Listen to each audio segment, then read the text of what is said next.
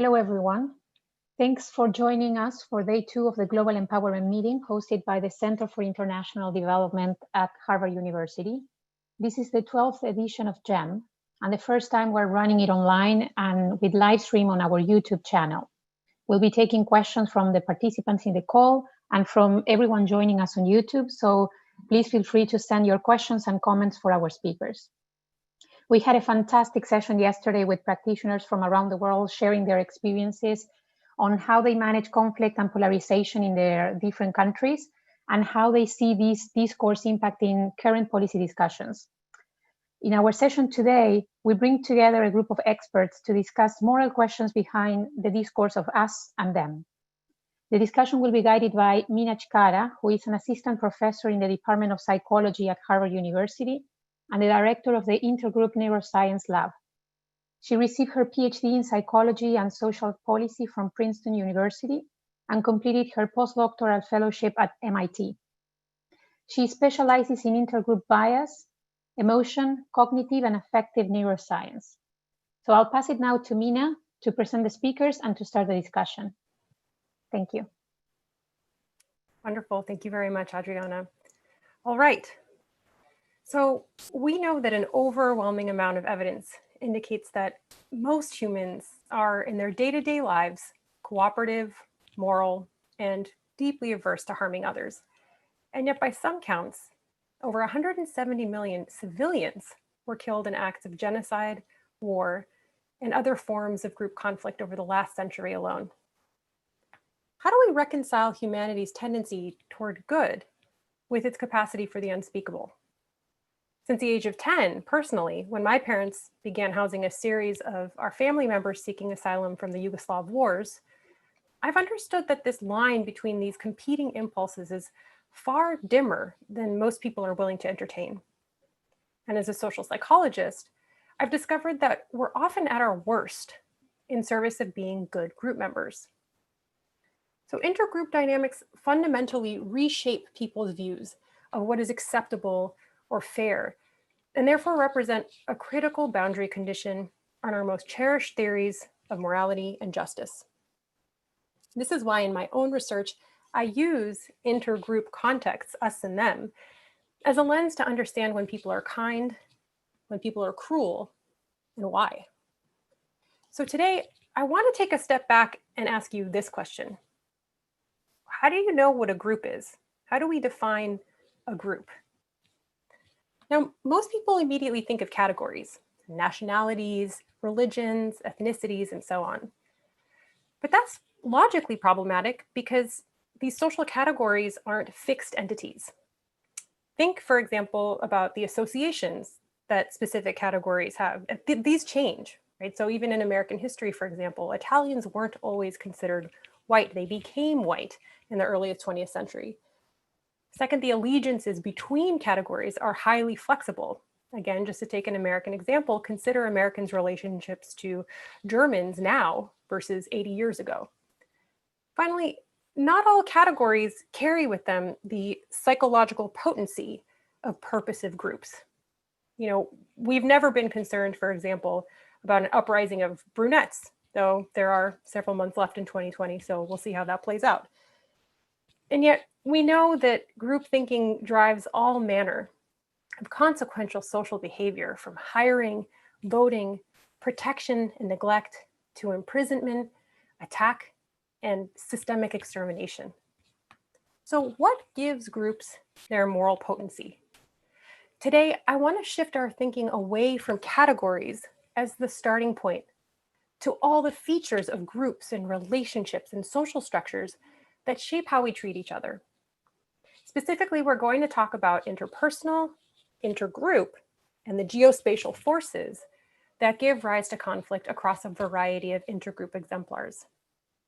It's my pleasure today to introduce our panelists. First, we have Professor Rachel Kranton, who is the James B. Duke Professor of Economics at Duke University.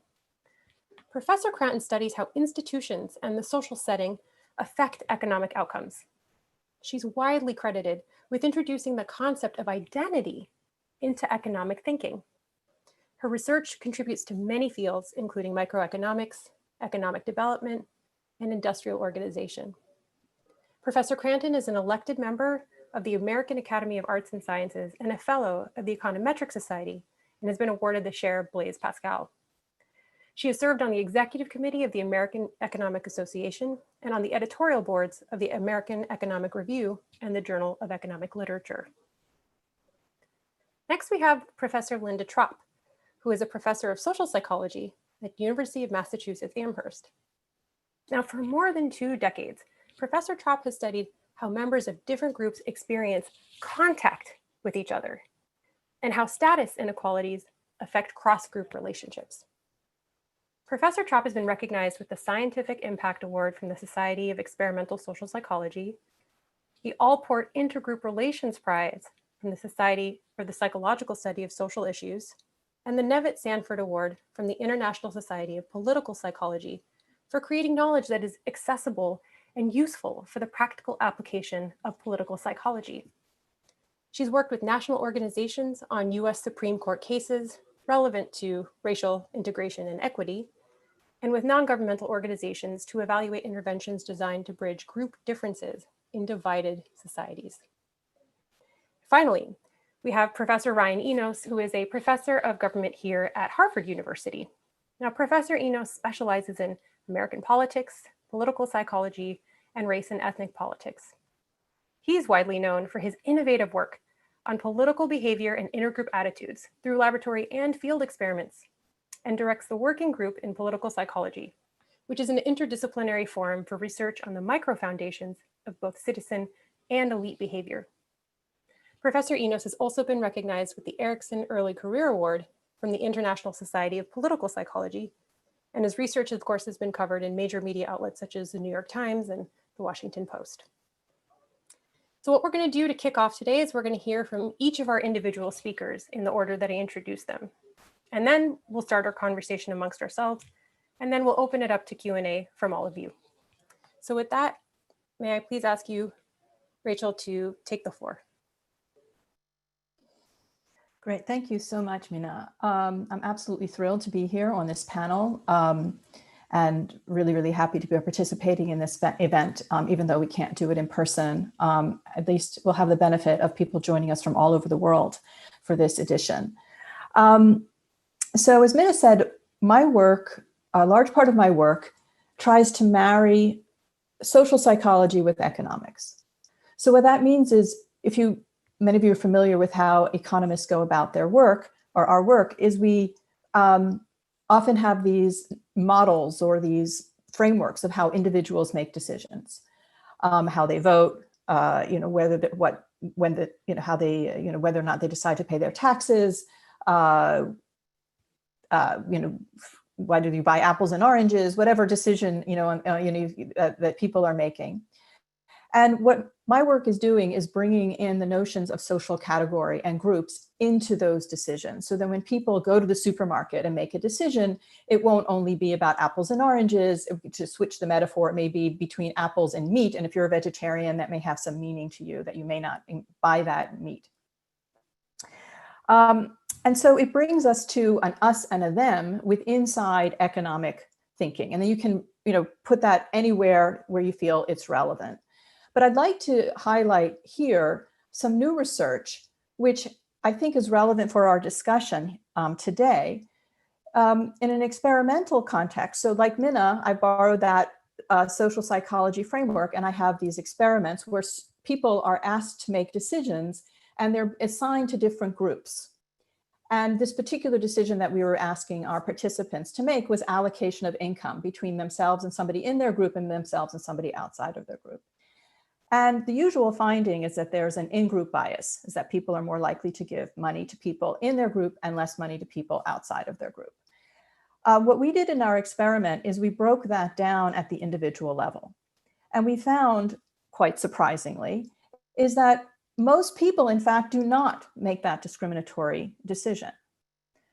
But certain people do all the time, regardless of what group they're in. So that leads us to the conclusion that the content of the group may be less important than the existence of a group itself that is attractive for certain kinds of people. So certain kinds of people seem to like to be in groups. and the content of the group itself may be less relevant. And so that, of course, speaks to some of the themes that Mina brought up in the introduction. So I'll leave it at that as this new piece of research that we might want to discuss later. Wonderful. Thank you, Rachel. And I'd like to pass it to you now, Linda. Thanks so much, Mina, for convening this group of us to talk today. As Mina mentioned, a lot of my work has to do with intergroup contact, or really what happens when members of different groups interact with each other. And traditionally, research in this area has focused on the question of whether contact between groups can help to reduce prejudice between the groups. And to address this general question, we've done some meta-analytic research where we pulled data from over 500 studies that were conducted between the 1940s and the year 2000, including over 250,000 participants from 38 different countries. And overall, what this literature tells us is that the more contact members of different groups have with each other, the less prejudiced or the more positive attitudes they express toward each other. Now, we've also found that these types of effects are enhanced when the groups interact with each other under what are often referred to as optimal conditions, such as where they interact as equals with support of institutional authorities or support of institutional norms, and also where they're actually interdependent, working together toward common goals. Now, more recent generations of contact research have been pushing the boundaries of contact's effects to see what it might be able to do beyond just reducing prejudice or changing prejudiced attitudes. So for example, in some of our work, we've been conducting evaluation studies of contact-based interventions in Rwanda and Bosnia-Herzegovina, which show that meaningful contact between ethnic groups where people on each side of the conflict get to share their own experiences and also listen to the experiences of others, that these types of contact experiences can promote greater trust between the groups, as well as a greater humanization of people on the other side and a greater willingness for future interactions with members of the other group.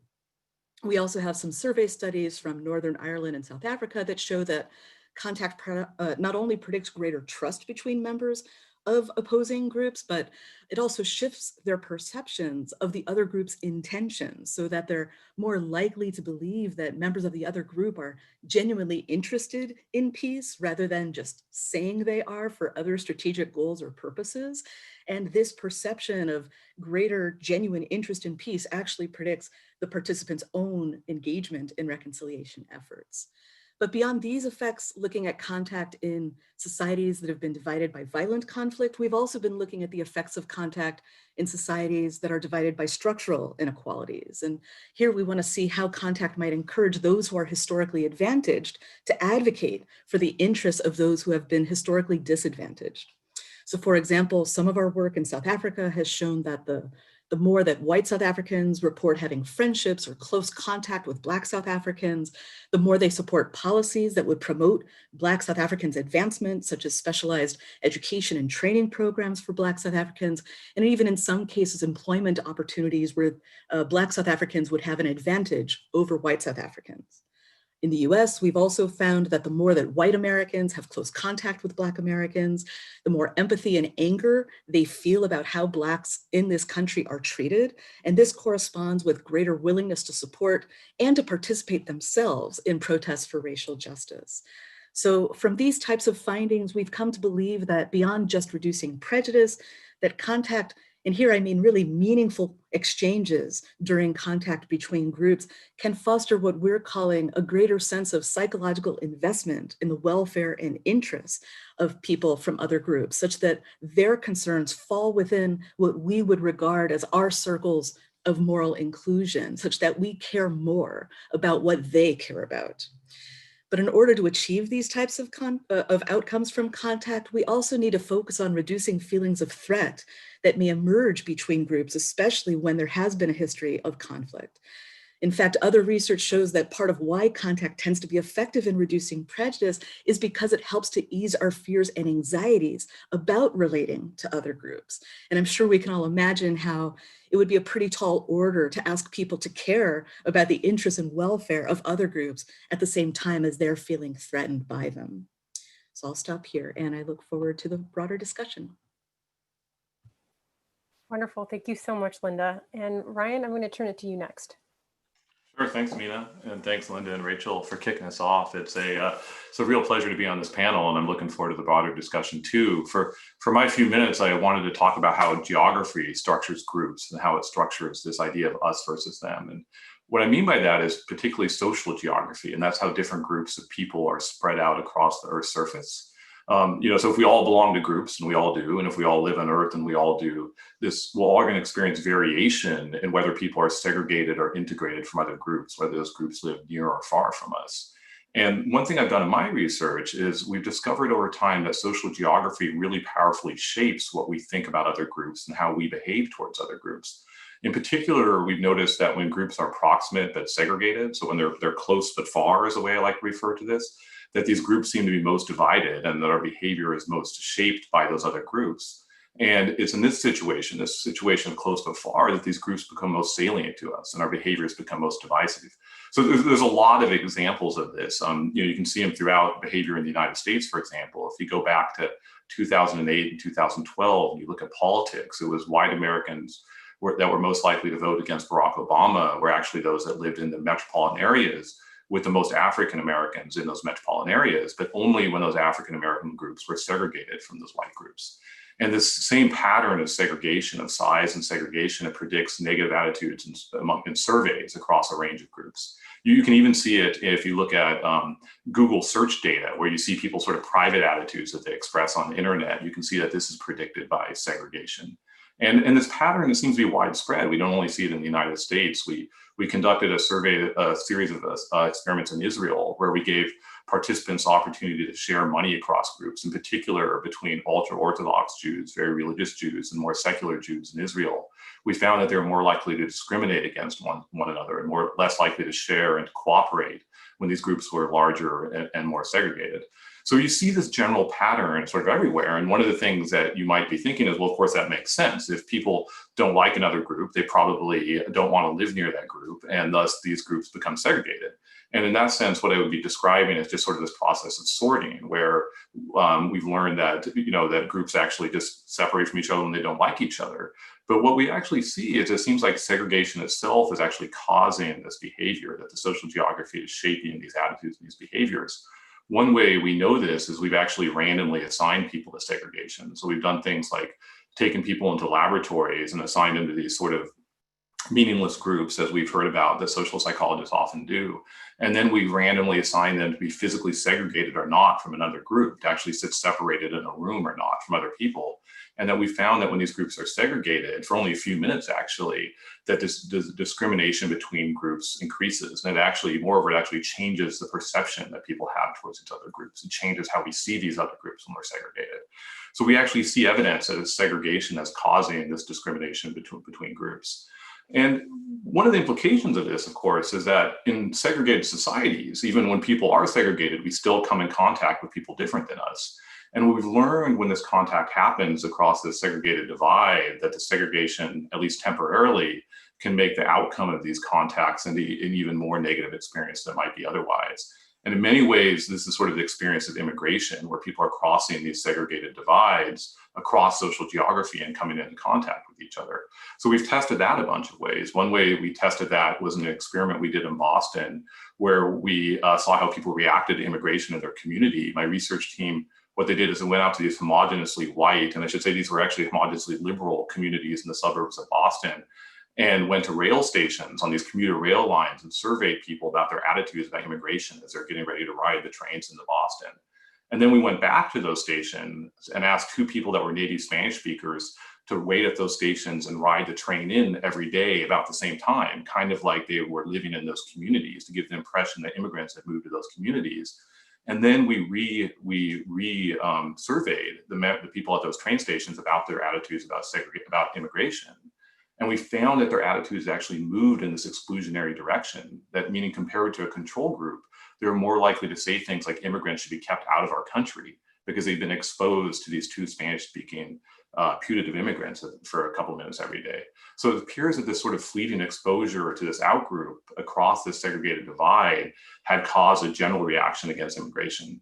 And we can see larger parallels to this out in the real world. We saw that in 2016, it was places in the United States where the Hispanic population had grown the most, that Anglo voters were the most likely to shift their votes towards Donald Trump, the anti-immigrant candidate.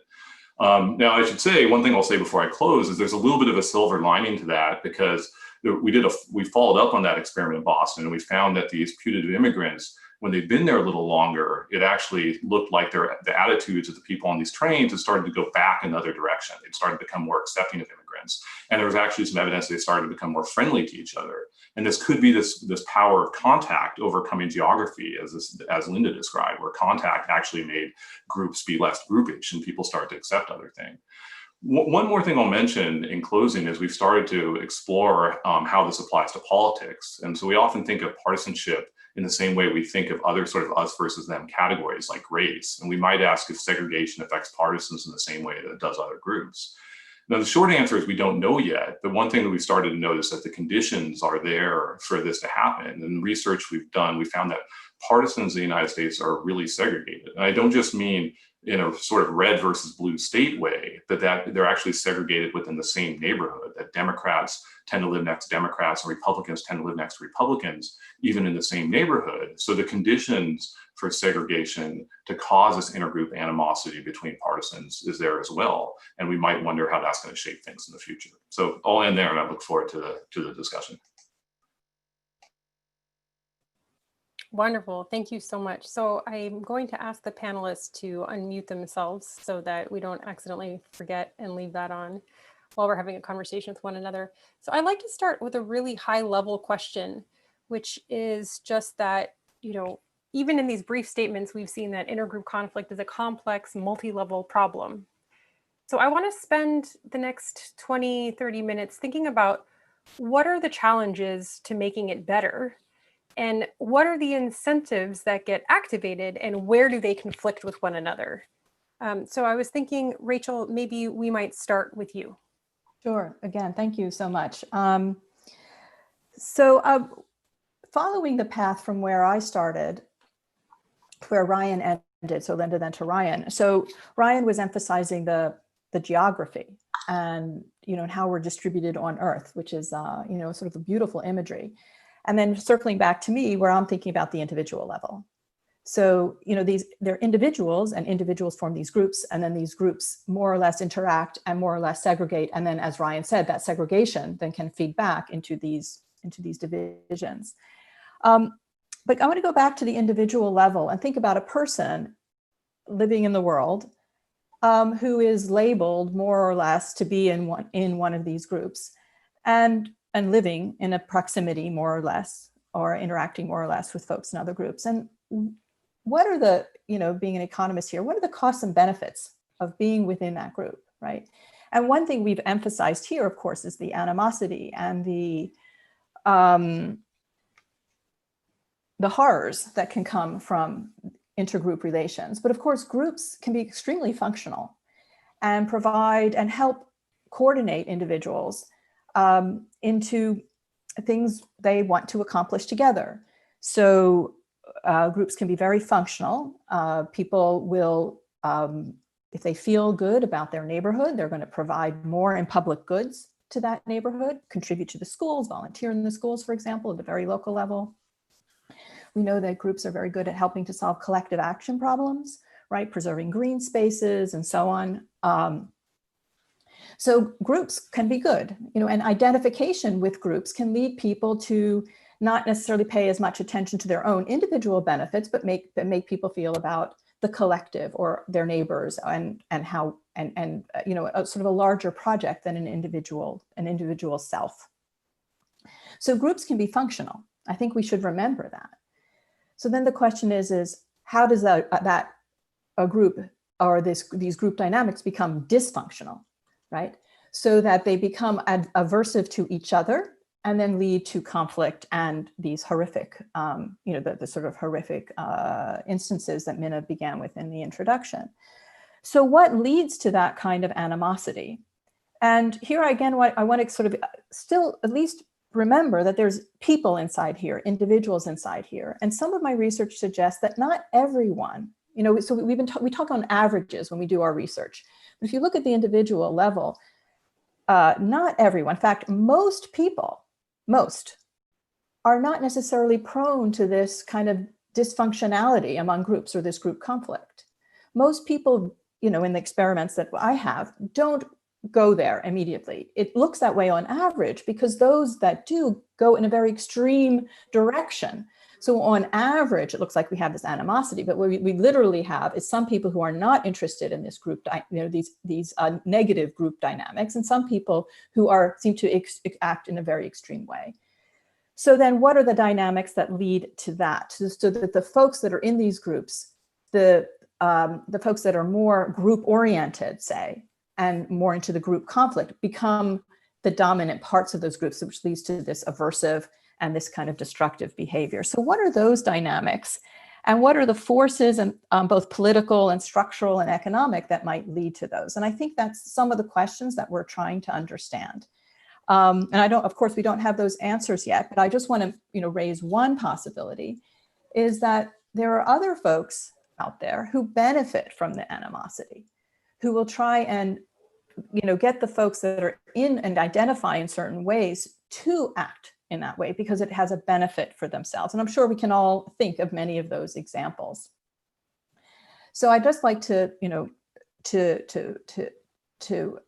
my contribution perhaps to this discussion is to think about how the individual within the context of these groups is behaving, the costs and benefits that these groups give to one another, give to the members, and what are the dynamics that lead to that, to those forces that are also purposeful. There's somebody out there, people out there who want this, who want these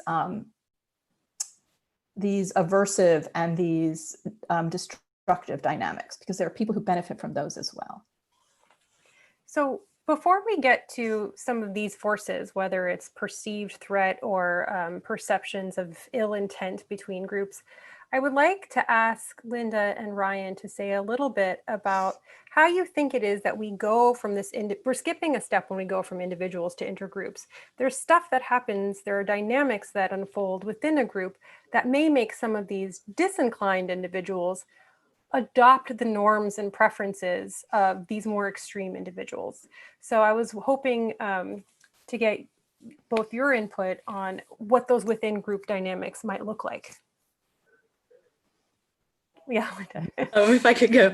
And feel free to call on us if you want a particular person to respond. I wanted to respond to your question, also something that Rachel mentioned related to costs and benefits. In part, as I was thinking about the individual differences that she demonstrates in her research, as a social psychologist, I naturally think about what sets of social experiences might have contributed to those different patterns or trajectories of individual differences. And, my mind naturally goes to, how familiar or unfamiliar are members of these other groups? How segregated are members of these other groups? Have you had any contact experiences with these other groups or not? So that we almost think about engagement across group difference in some sort of a developmental process in some way.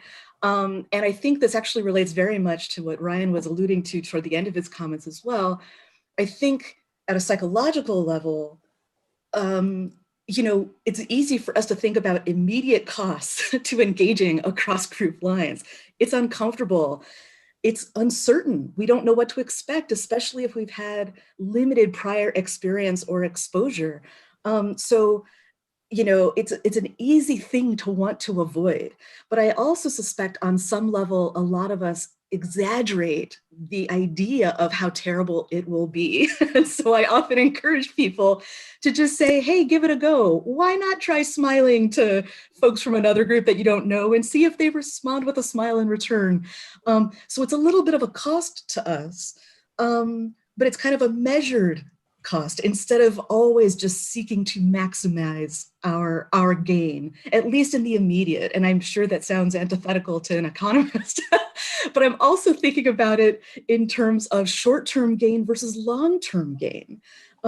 So I'm thinking about some of the other research that we've done with first-generation immigrants who arrived here from other countries, which shows that on the one hand, not only is it that the US born who have contact with recent immigrants report being more willing to welcome them into their communities, but on the converse, for those first generation immigrants who have contact, they feel more welcome by the US born. And the more they feel welcomed by the US born, what our research at least shows is the more civically engaged they are, the more they're likely to vote once they are granted citizenship, the more likely they are to participate in neighborhood meetings or to attend school functions, and the more they identify as American. So we can think about kind of the immediate short-term costs that we might incur by reaching out across group lines, but there's likely these long-term gains that we can also consider, but are easily forgotten about when we're confronted with difference face-to-face. But I'd love to hear Ryan's thoughts about this too. Oh, thanks, Linda. And I think, I think your question is a great one, and in many ways, because it shows part of the dilemma, if you will, when we think about this systematically, between Rachel's point, which is absolutely right, and something we have to remember, that what all these different negative things we're talking about and this discriminatory tendencies and such are not widespread among populations. Yet we still know that there's a social reality of widespread participation in things like genocide and other extreme forms of intergroup conflict. And so understanding how those two things can be reconciled is really important. And one obvious place for somebody like me as a political scientist by training to look is towards politics. And I do think that's something that we should think of on the table there is how leadership structures things like intergroup attitudes and causes us to go from a situation where not everybody is naturally, if you will, inclined to dislike another group, to a situation where we have groups in conflict. And we do know, something we know about politics across the board is in almost every society, and certainly in the United States, that there's a small group of people that tend to be involved in politics and other people aren't for various reasons. And the people that are involved, just like in almost every facet of life, are the people that care the most, the people that have the strongest attitudes. And in many ways, those are the people that in a democracy, politicians have an incentive to pay attention to and, to cater to. And you could say, for example, we see this in a situation like in the United States now, where you have a small group of people that perhaps, and we know this in survey data, that are strongly anti-immigrant, even though most people are not. But then you have the president of the United States who caters to strongly anti-immigrant people with various statements he makes and dog whistles and such. And the unfortunate thing about that is we know that people form political attitudes from signals they get from leaders and signals they get from politicians and stuff.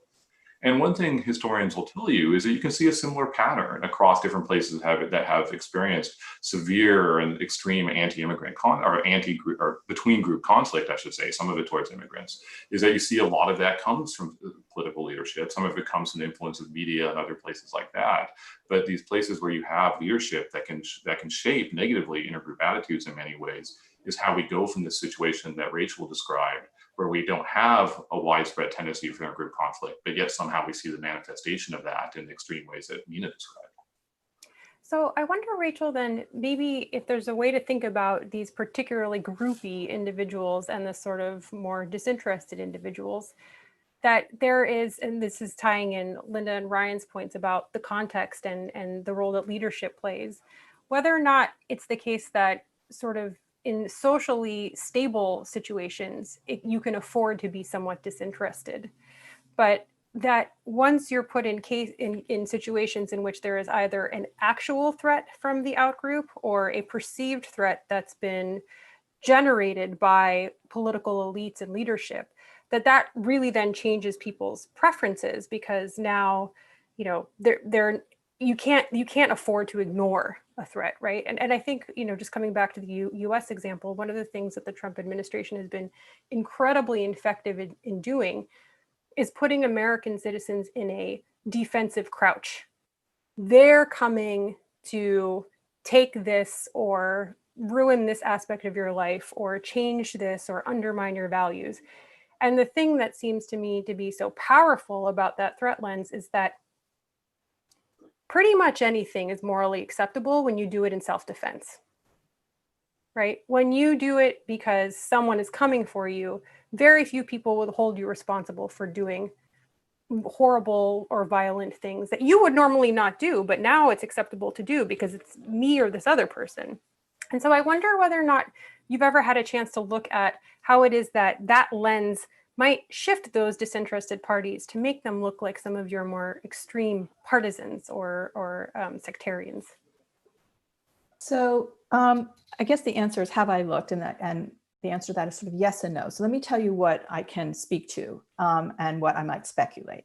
So I think what I can speak to is that one thing that we were very surprised to see in the work that we did was that the actual content of the groups didn't matter as much as a group per se. Okay, so the little context we had, we actually had Democrats and Republicans, and we had this more arbitrary, what called the minimal group study, right? And what we found is the people that were partisan, or the people that were partisan in the sense that they said they belonged to either, they said they were either Democrats or Republicans, were also more discriminatory in the very neutral setting. Okay, so that speaks to the groupiness of people. There are people who are going to be attracted to groups, and even if you put them in an arbitrary setting, would tend to adopt a group-like discriminatory set of behaviors, which means that the content of the groups themselves may be less important than the fact that there is a group that people would then join, if that makes sense, which then I think leads to this vulnerability, which we've just described, right? Is that then there can be a leader, going back to what Ryan's point, to come put a content on top of that group, right? And shift it around, because as we know, the Republicans today are not the Republicans of 8 years ago or so. So the content of the group then shifts, and that, but it doesn't necessarily change the attachment of certain, people to that group. So then the question then is, again, going back to perhaps what Ryan was saying, is how does that serve certain people to shift the content of the group in particular directions, right? Now, while we might be heading down in this, very stark us versus them situation, I do want to just remember, and then here's my speculation part. Well, I guess on my way, but there's a little interim step there, is I do think that even in the context that I have in my work, where some people, in fact, we actually see some people refusing to act in this aversive way towards groups. I haven't put them in an existential threat. I mean, I'm doing this in a university context and so on, right? So existential threat is something, existential, as you just described. But even in the historical cases of existential threat, we do not see everybody behaving this way, right? So even in those horrific genocides that you alluded to in the very beginning, there are people who will actively act against the genocide. And there will also be people who will profit during the genocide, right? So it's not, there still is this room, and I think to be understood is these individual differences within that context and how things perhaps move and shift around that. And that again alludes back to what Ryan's talking about, is perhaps the political context, but I also have to put in a plug for the economic context, is that there are people who can benefit economically from creating these animosities as well. If I could, I would also just like to add a little bit from the psychology research literature in relation to what you're describing, Rachel, about what attracts people to identifying with groups. And there have at least been a couple very prominent theoretical perspectives that have been proposed. On the one hand, that people gain a sense of esteem from their groups, that it's not only that we gain a sense of esteem from who we are as individuals, but through our affiliation as group members. And once we feel identified with our groups, we want what is good for the group, because that enhances who we are as kind of a source of pride.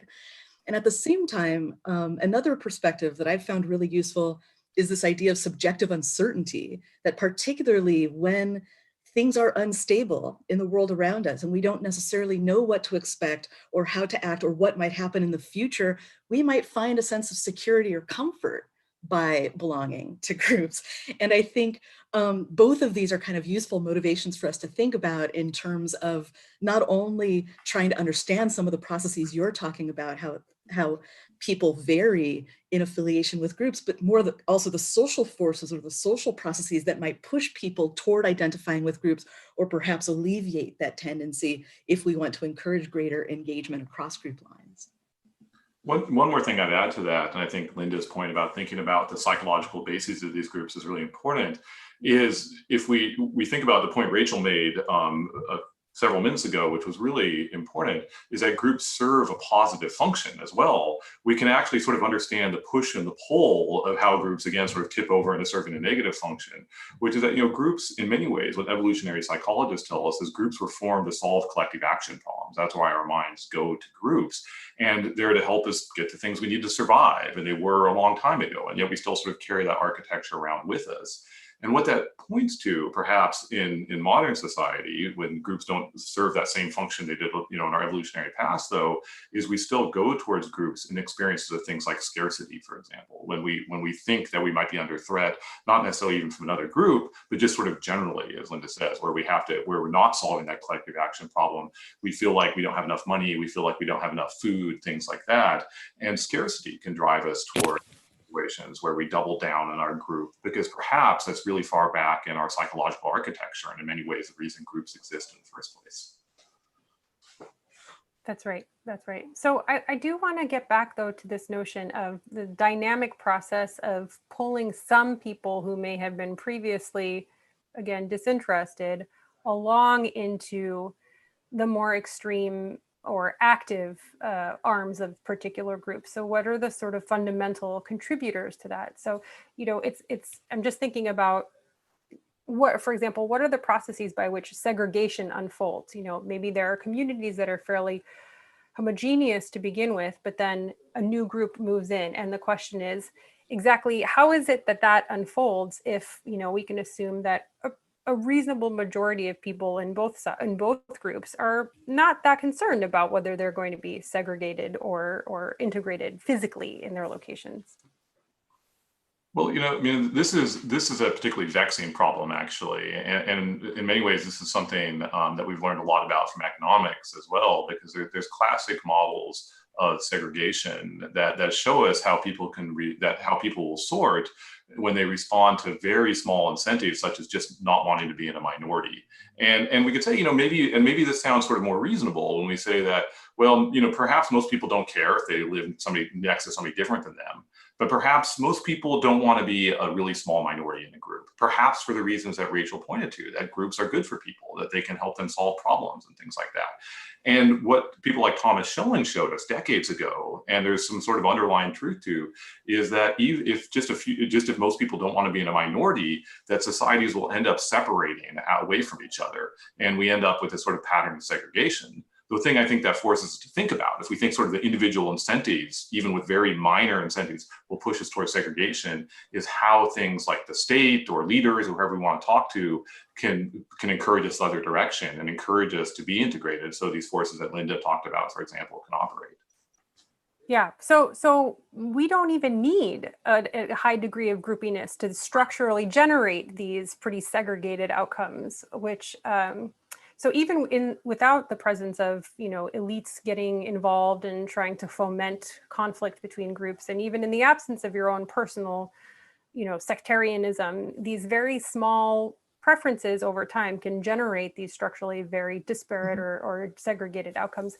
So Linda, you more than anyone that I know has really thought about what, in light of that fact, how do we get past it? So, how do we traverse this gap between close but far, where we're living in the same space, but we have very little interaction, to what you referred to as meaningful contact? What does that mean? Like, how meaningful does it have to be? Is it just time? Like Brian had indicated, had happened over the course of the platform experiment when they went back at time 2 to survey these residents. What are your thoughts? I have so many thoughts in response to that question, so I'll just try to limit myself to a couple. And one, I actually wanted to start it off with being very closely related to some of the themes that Ryan was just talking about in relation to segregation and the types of push and pull factors that people and families are dealing with. And so, when I think about this in the US, I often think about it in terms of racial and economic segregation with respect to public schools. And you often hear, particularly white families who have more options available to them, being caught with this choice. It's like, well, I'm not opposed to living in a more racially, ethnically diverse neighborhood, but at the same time, I want good schools for my kids. So they're kind of in this unfortunate forced choice. And a lot of that has to do with nothing about their own attitudes or how they feel about social relations. It has to do with economic issues and how property taxes are used to fund public schools, right? So there's kind of these self-perpetuating economic forces that are forcing people at the individual level to make more clear-cut decisions as they might otherwise choose if there were a broader continuum of choices available to them.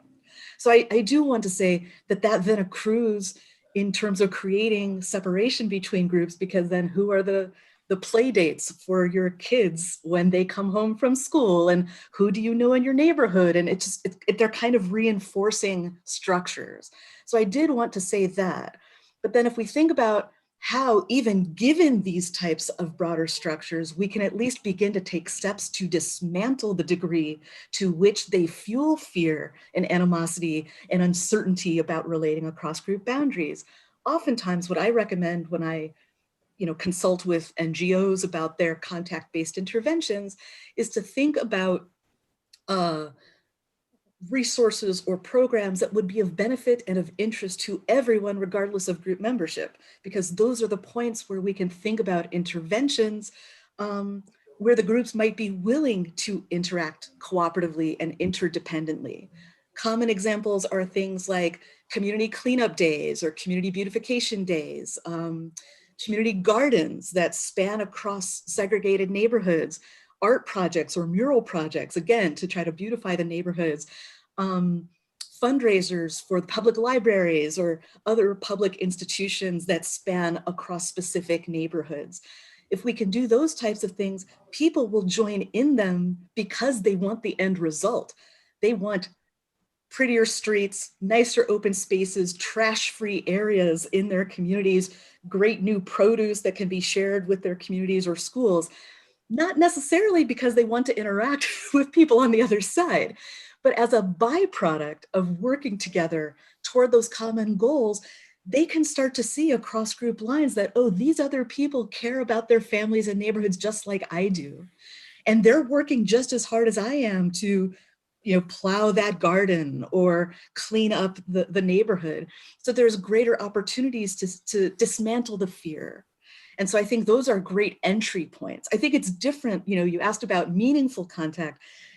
I think it's kind of hard to get people to go from segregation or perceptions of threat to really deep engagement across group boundaries.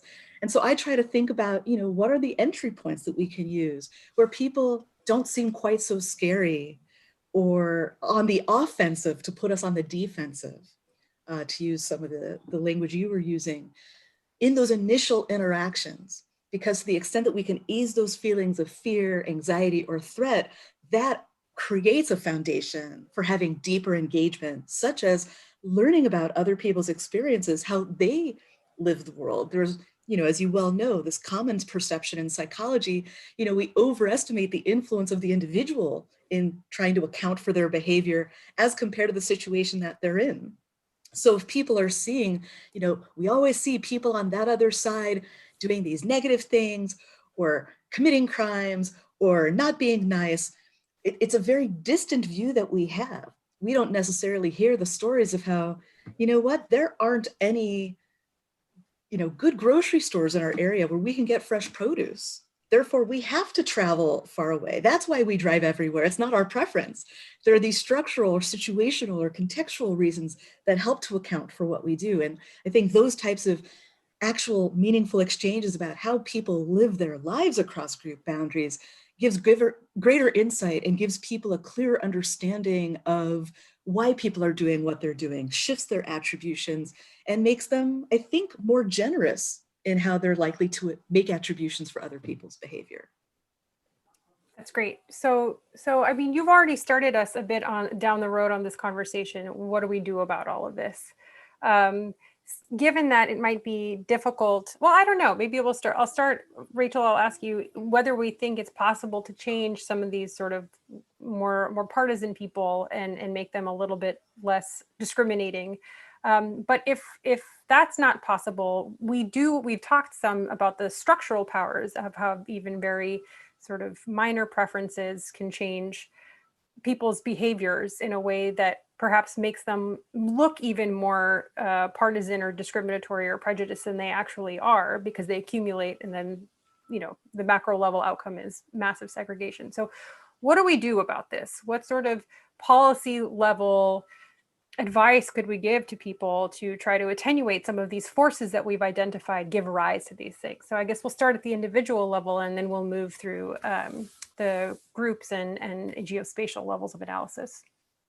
So I'll just say something, because I also know we want to get to questions. So I'll say something really brief, and it might help us understand the dynamics. We found that when you give a very little bit of individual information, and I'll call it idiosyncratic information about somebody else, that you really change the way people act. So I don't know, understand, I can only see how people act towards somebody else. So for example, suppose you knew that somebody was a Democrat and you were a Republican, and then you also knew that that person wanted to be an astronaut when they grew up. Okay, so that dramatically changes how you would act towards that person, at least in our experimental context. So the idiosyncratic and humanized information can really change behavior. And here, I think we kind of knew that, but let me add why that can be difficult. And here's what we have to be cautious about, or just be aware of, is that it will change the way of somebody who is out. So it'll change both the out-group discrimination. So a person would discriminate less in terms of the allocation of income that towards that person, but it also reduces the in-group benefit, right? So by doing this humanization, you are both reducing the cross-group animosity, but also the in-group attachment, which may lead to be exactly why people might want to, not to shield or to try and keep this information from others. So I think it's just important to understand that, again,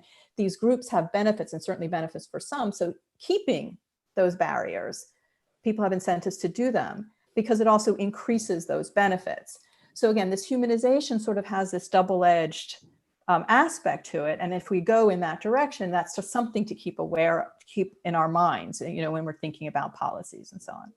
Right. So there's a way to sort of equalize those differences where you lift up the preferences for the out-group, but also suppress or depress the preferences for the in-group. Great. Linda? Yeah, sorry. Or Ryan, whichever one of you wants to jump in. Go ahead. Okay, thanks, Linda. It's a great question, and one thing I'll speak on a very general level about this, and I think that what I think the solutions to these things have to be are things that we think of as really widespread and systematic. And I'll tell you why. Is, we've done a lot of work in social sciences, and people like Linda have been leaders in this, of thinking about how we can programmatically bring groups together and form contact. And the real challenge with that, of course, is that, these, like, painting a mural is a great idea and it's amazing. And then we're left with this challenge of how do we get whole societies to paint murals, right? And that's a hard thing to do. And we it's a structural question. And so in many ways, that's why I try to focus on things like geography, where we ask, how do we create the structures where people have an opportunity to come together and lead to that mural painting and things like that. Of course, that's a challenge because geography is really slow moving, and it's a hard thing to control. One thing we see across all societies, and this is the general point, is that there's some places that people want to live and some places where people don't for various reasons. You like living next to the ocean or something. You like living next to a theater, who knows? And people that can afford to live next to those places do, and people that can't. And that reinforces often these patterns of segregation we see. And so we should ask ourselves on a wide scale, how do we do these things where we don't only have one type of person living in one place, another type of person living in another place? And that can be through incentives from the state to have more mixing across incomes and things like that, which a lot of societies are willing to do. It can be to incentivize certain types of housing to be built, all those things that can get people together to create those first conditions where things like mural painting and all the other things that we know need to happen can happen, because that bridge of geography has already been crossed. Awesome, thank you. I'm so glad you raised those points, because, again, going back to the example that I was raising about racial integration versus segregation in schools, there have been major efforts trying to link work on housing segregation and integration with educational context segregation and integration, because the housing stock that is available to different families sorted either due to socioeconomic status or other factors keeps feeding into those perpetual patterns of segregation in terms of education. The only thing that I want to just mention briefly right now so that we can open it up for broader discussion is I think, I love the studies that Rachel was describing about that idiosyncratic or that additional humanizing information, because I think that's just such a great illustration of how instead of being solely focused on the category distinction between members of different groups, once we allow people to gain some additional information about people who are different from us beyond just the group membership, they do tend to become more human in our eyes. And I do recognize that there's kind of the dual movement of moving a little bit closer perhaps to the outgroup as compared, and maybe moving a little farther away from our own groups. And here I would just encourage us to think about the mean score where people start. Because I think this is one of the challenges, I often get asked, well, at what point does a favorable bias toward our own groups become prejudice or is no longer considered prejudice? And I think it's actually natural for us to have a little bit of a preference for our own group. We get a sense of esteem from who we are. We like who we are. And so I think we kind of have to think about it in terms of degrees of difference or the breadth of a gap in terms of how we regard people like us as compared to how we regard members of other groups. That becomes problematic because personally, if someone regards their own group up here and other groups down here, I'm not too concerned about humanizing information deflating their sense of their own group a little bit in the cause of coming closer to equalizing their perceptions of the group. So I just wanted us to have that in mind as we start to open it up for questions as well. That's right. And I see that Sarah has joined us, which I think means that we may have a few questions already lined up. Yes, we have a number of questions. We have a lot of folks joining us with the live stream on YouTube, and we have a couple of live questions here on the webinar. So I'll open it up first to Alan Clutterbuck, who is coming from Argentina. So Alan, if you'd like to ask your question.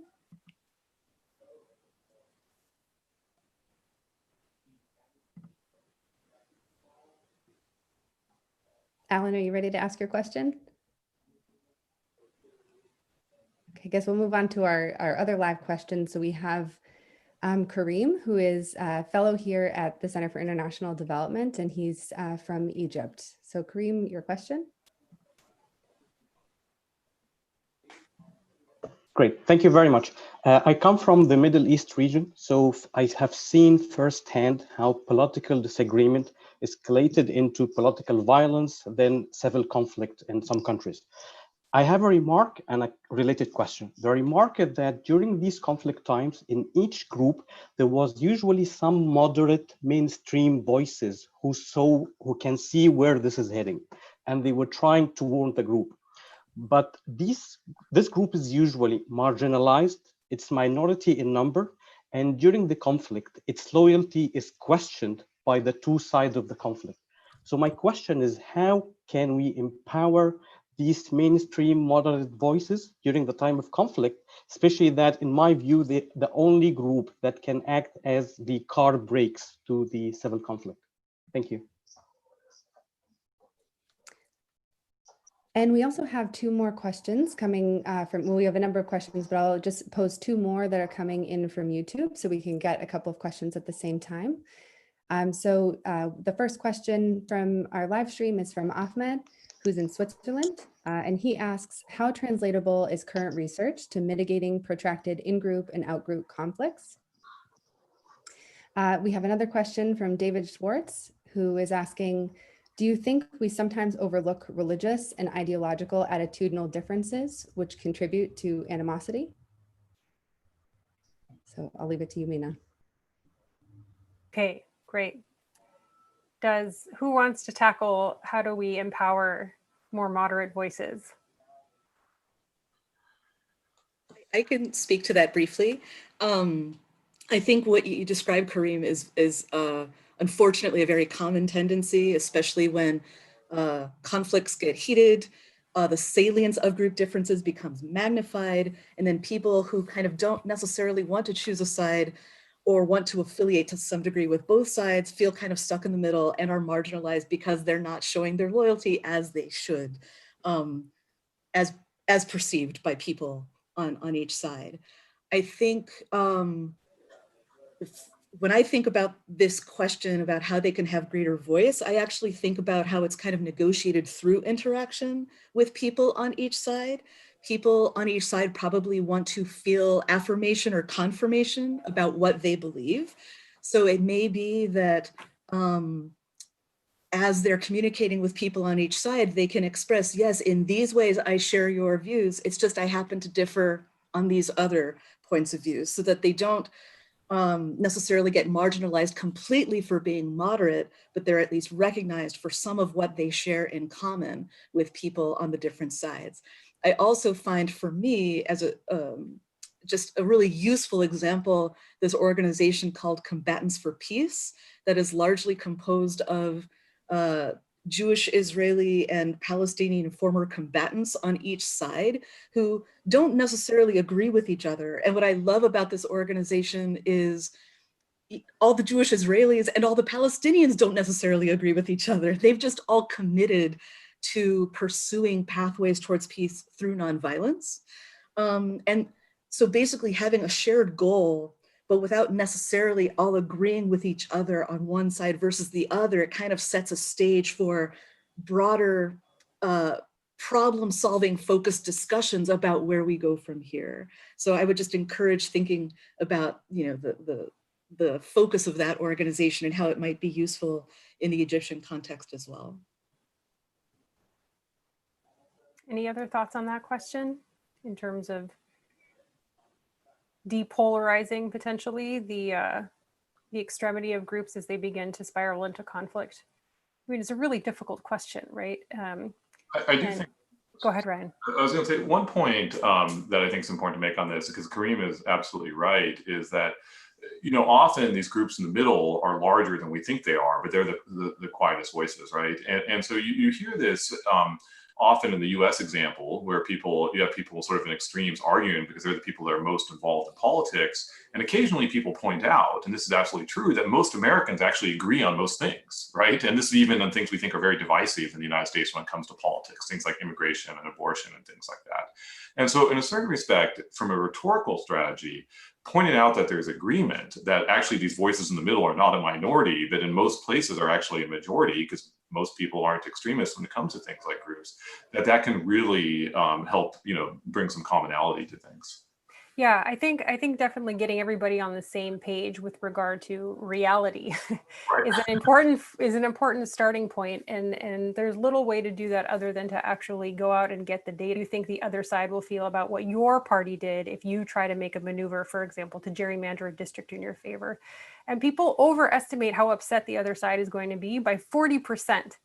But the interesting thing is that if you tell them, hey, by the way, you thought the other side would be beyond outraged about what it is that your party did, but they actually were only a 60 out of 100 on how much they disliked the action, it actually decreases the other negative attributions that they make to the group. So if we tell you, by the way, you think what you think of the other side, they don't hate what you did nearly so much as you think that they would. They basically say that they also think then that the other party is less likely to be driven by purposeful obstructionism or just, political sabotage at whatever cost to the American public. And so half of the challenge is getting people to stop dealing with the models that they have of the other side in their head and actually engage the people who are in front of them. And it turns out it's not that hard, especially because it's just a question of increasing accuracy about your beliefs, and most people want to be accurate. But the nice thing about these "what do they believe about us" situations is that everybody wants to be liked and respected. So when you tell me that the other side doesn't hate us nearly as much as I think they do, that has a chance to potentially get in there. That has a chance to land with me, and that can help to somewhat depolarize and potentially make space for more moderate voices to contribute. I'd like to move on to, we had another question regarding how translatable is current research to mitigating protracted in-group and out-group conflict? I mean, Linda, you're out in the field. So, and Ryan, you are too. I'm like, I have something to add, but I don't want to dominate the conversation. No, so no, I I will mean, you say do a the couple work. quick things, and then I'll pass it on. So, I mean, Ahmed, I think that's a great question, a crucially important question. And at least in terms of the type of work that I do, I find increasingly when I interact with NGOs and different, government or non-governmental agencies around the globe, a lot of the interventions that are being proposed in their terms to promote social cohesion or international development, frankly, are contact-based in some way. And recently I've had a number of discussions with people at the International Organization for Migration who are trying to figure out how to better incorporate immigrants in many different countries, including Egypt. I met some of the field directors for some of the IOM's projects there, and they've been working on establishing these contact-based interventions. And what I've been doing is trying to help them figure out how to make the activities more interdependent. So they might have, I remember in Egypt, there was like a cooking class to draw people who are native Egyptian and then newcomers to Egypt. And there's this tendency towards self-segregation where, well, we'll all cook, but we'll cook our separate things. And how can we restructure that in ways that they are having the opportunity to actually learn from each other about how you prepare foods? Oh, recognize some similarities. Like, yeah, we do that too. Basically building off of programs that are already being implemented by NGOs in different countries rather than trying to recreate the wheel. I've also been consulting with the World Bank a bit because they are realizing, or at least some of the units are realizing, that while they're typically focused on international development, that there's also conflict going on, at least under the ground, if not above the surface, where they're trying to implement these development programs. And so how can they learn some insights about building integration and social cohesion while they're also trying to promote economic development? So I just wanted to give you a sense that some of these actors are very much concerned with making this work translatable. And I think what we're increasingly trying to do as researchers is to try to make the work that we do understandable and accessible to people outside of academia so that it can be used for the purposes that we state. I could perhaps maybe answer this and also get to the third question as well. So how translatable is the current research? So I think it's, well, obviously there's very translatable in the sense that people are, out doing both field work, which is actual intervention. But another thing that where the research may be translatable is perhaps also an answer to the third question of, do we overlook religious and attitudinal differences? And I think the answer to that is yes, we might, but that might also be okay, because I think what some of the research is pointing to is how malleable the content of these groups are, or the meaning of these groups are. So do people have fundamental religious beliefs? Yes, people do. Do people have fundamental attitudinal differences? We might say, yes, they do. But at the same time, those religious beliefs and attitudinal differences can be shifted and transformed. And we've seen that happen over and over and over again. And recognizing that there is this malleability also gives us a chance for change, right? It's not that people are fixed in their beliefs and Jews hate Christians and Christians hate Muslims and whatever divisions there might be, because we've just talked about the former Yugoslavia, right? And how it changed dramatically over history. So I think that malleability is really critical to recognize. And I think that comes out in some of the research that we're all describing. And so if we're going to bring that to the world, is not look at the world and see these categories and the content of these categories as fixed. And that's what leads to the animosity. It may be the groups themselves and these other processes that we've been talking about all along, the threat, the self-esteem, the benefits, that may be what's leading to both the benefits and the animosities, but the content itself, not that it's completely irrelevant, is not necessarily the key. Great. Thank you all for your comments and answering all the questions we have. And we still have a number rolling in. So Alan is ready to ask his question. So Alan, I'll just ask you to come in now. Yes, thanks. Hope you can listen to me now. Thank you very much for your remarks. I had an NGO in Argentina where we bring together politicians from different parties, different ideological backgrounds, and try to reduce the level of polarization and engagement, through working together. And what has been amazing is you see the transformation in positions that were wide apart into narrowing down significantly. We do this with 200 odd people. The big challenge facing today is when they have to go back to their primary groups and they have, quote unquote, been converted or at least have changed their positions, how do we manage to get that scale to push up? And we are dealing with this for 15 years. We see this in-group consolidation with consensuses of over 80% when we measure them. But the challenge is, how do we move outside our doors into the real world to promote these agents of change to be able to change their primary groups? Well, Alan,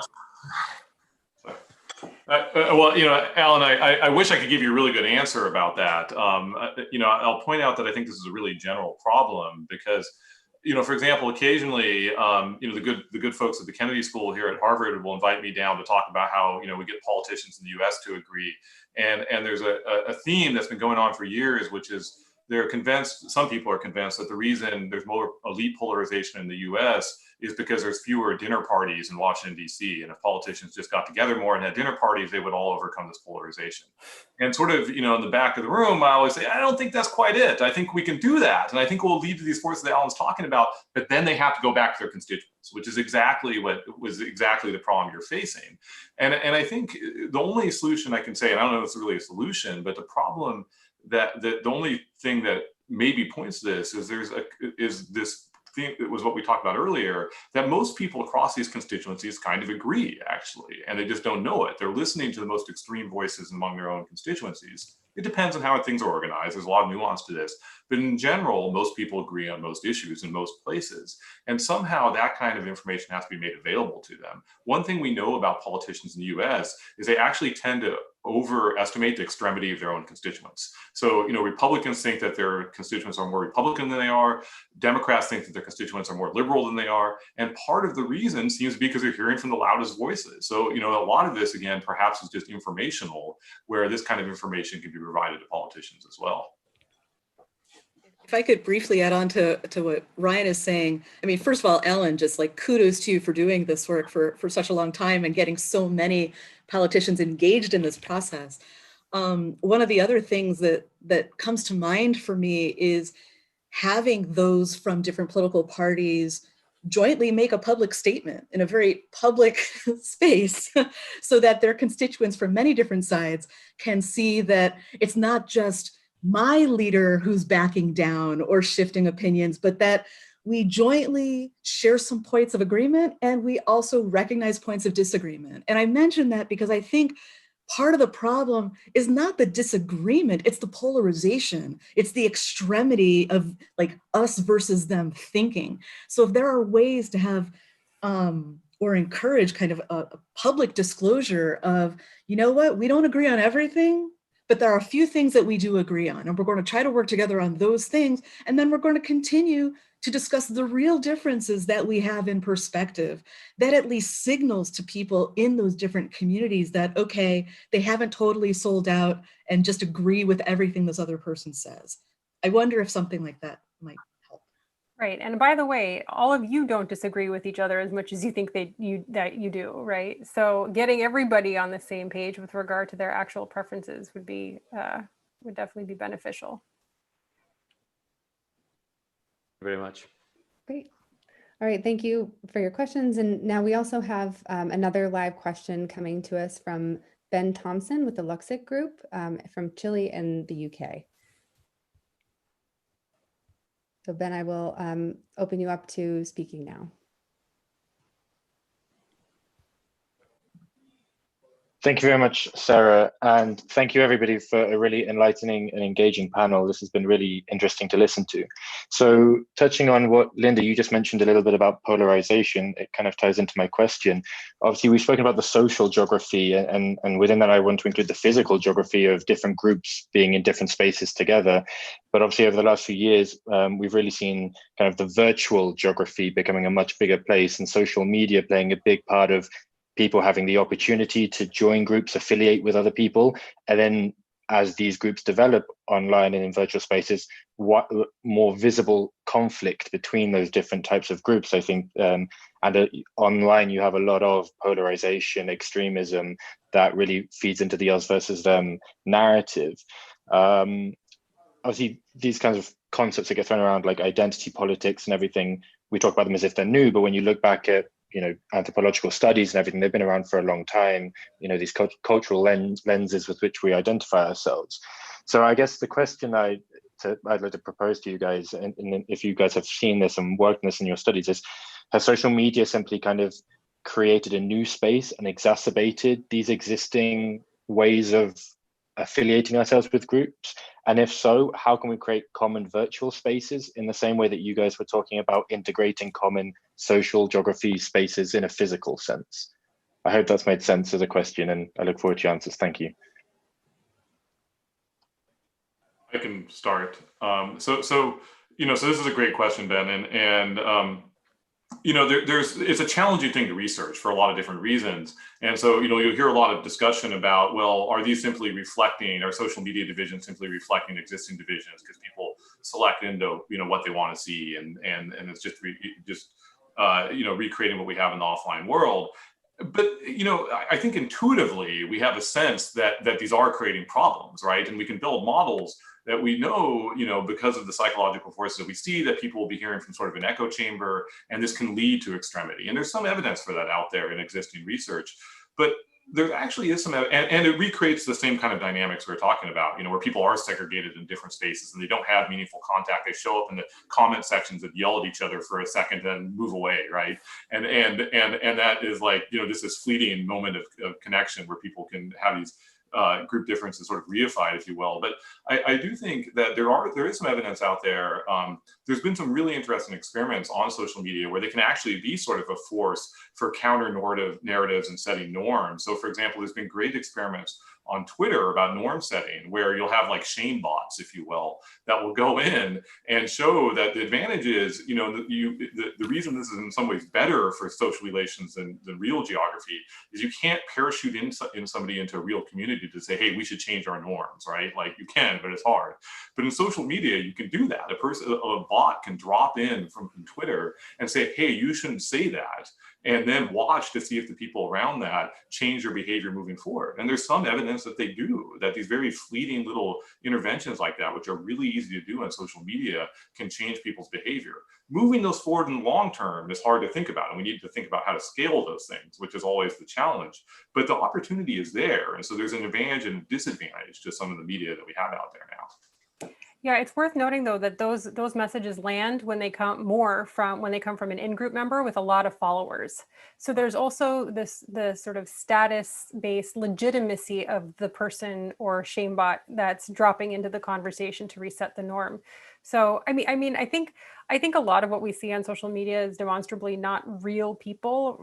It's propaganda or these strange little algorithms meant to foment conflict and derision between groups in various settings. But so do you fight bots with other bots? Maybe that's the answer, and they just have to have more followers and they have to have actual avatars as opposed to like strange little pictures and names. But I do think that well, I'll let Rachel. It looks like you wanted to jump in as well. So I'm listening to this, and I'm thinking that absolutely, the images that we have, the things that we have in our heads about how the social media, in this environment, this online environment, can be very divisive, is absolutely out there. And of course, the benefits are, for some people, they find their community online, which they can't find, where they are currently. So there are these online communities which people really become very attached to and convey the self-esteem that we were talking about. But I'm just thinking about this summer, for example, And this media, the social media, also has this remarkable power of creating common knowledge.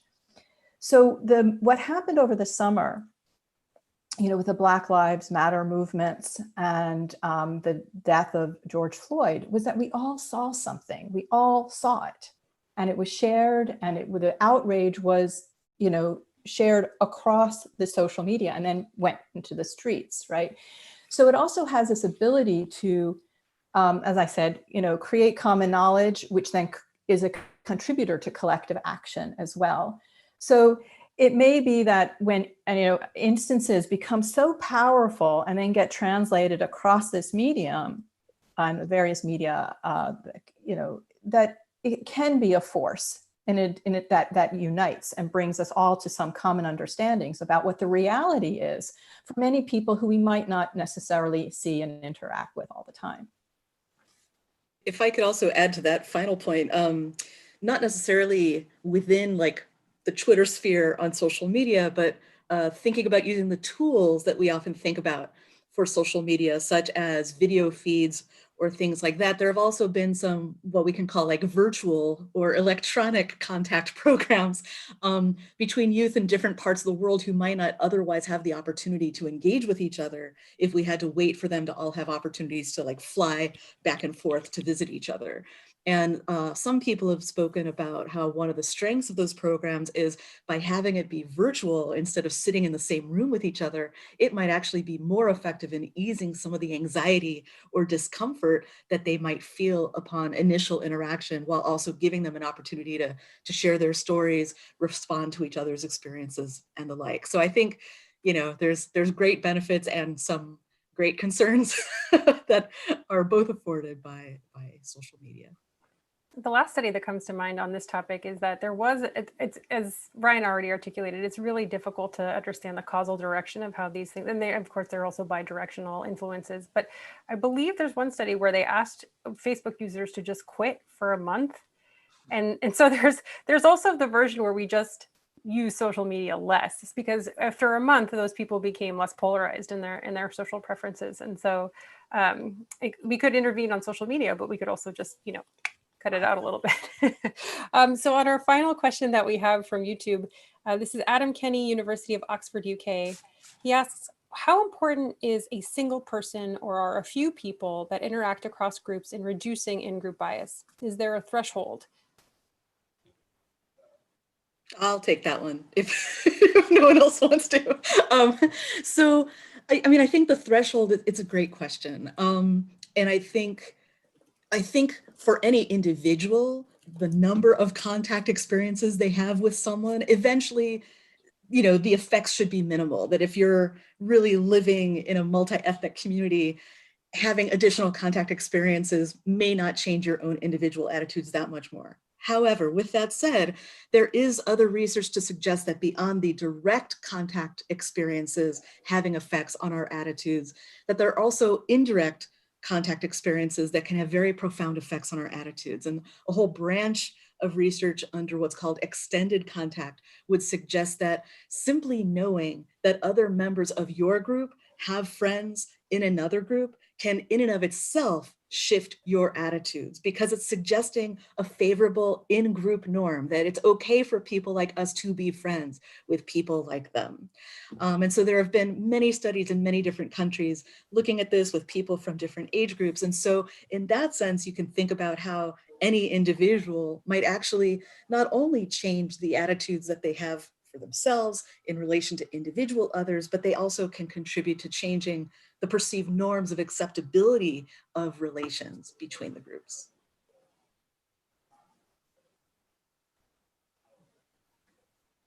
Sarah, do we have any more questions that we want to tackle?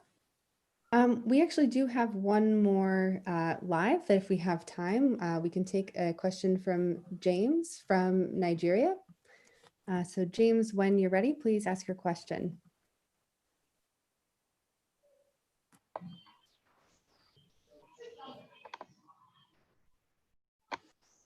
James, are you there? Yeah, thank you very much. Can you hear me? Yes, we can hear you well. All right, thank you very much, Linda, Ryan, and as well as Rachel for the wonderful conversation. My name is James from Nigeria. One of the root causes of segregation is actually economic inequality. It kind of creates social political barriers and kind of forms artificial geographic boundaries. What type of value reorientation models can you recommend, okay, that are available to address this kind of imbalance in a systemic manner? Thank you very much. You know, James, that's a great question. I know we're a little short on time, so I'll speak to it briefly. I won't give it the time it deserves. But this is, of course, a challenge that's faced in a lot of societies to different degrees, and it's something that is an extreme problem in the U.S. You know, and where I live in Boston, economic inequalities recreate segregation massively, right? And it shifts over time. But for example, now, you know, we face a situation where essentially rich people can afford to live in the center of cities, and you know, less wealthy people can. And the types of interventions that are needed on that, we see societies working on these things in the U.S. context, where we see mandates, for example, that a certain portion of housing has to be set aside for more affordable units. And I think this is an overlooked problem, in the sense that is one of the most important public policy interventions we have, I think, where we say we have to bring people together by building an environment where everybody can afford to live. And so, you know, those types of mandates go a long ways towards solving things like racial segregation, income segregation, and bringing people together for the types of forces that Linda has been speaking about. So just, you know, if you look at European cities, they don't look like American cities. And it's because there's a whole slew of policies in place. One could go city by city that does exactly the types of things that Ryan was talking about. They're public housing, but it's not the public housing we envision in the United States. It's integrated within different neighborhoods, and there's whole systems. And of course, we know there's huge queues to get into to get these apartments. But the objective is to create environments where people of all different income levels are living in the same neighborhood. So there is a very well-developed policy space to combat that type of both inequality and segregation that can emerge from that. And you can also incentivize business owners to hire from people who live in the local community, right? I mean, you can give them tax breaks, and it's, you know, you can go all the way up and down the system. So, all right, well, we are right at 11:30. So what I want to do is thank all of our audience members for joining us today for what I think was a fascinating conversation. I want to thank especially Linda, Ryan, and Rachel so much for participating today and being with us. And Sarah and Adriana for helping us execute this virtual conference. I invite you all to return tomorrow at 9 a.m. Eastern Standard Time for celebrating the 2019 Nobel laureates in economic sciences. And following that, our keynote at 11 a.m. EST with Michelle Gelfand and Rima Hanna on understanding tight and loose cultures and how they shape our world. With that, everyone take care.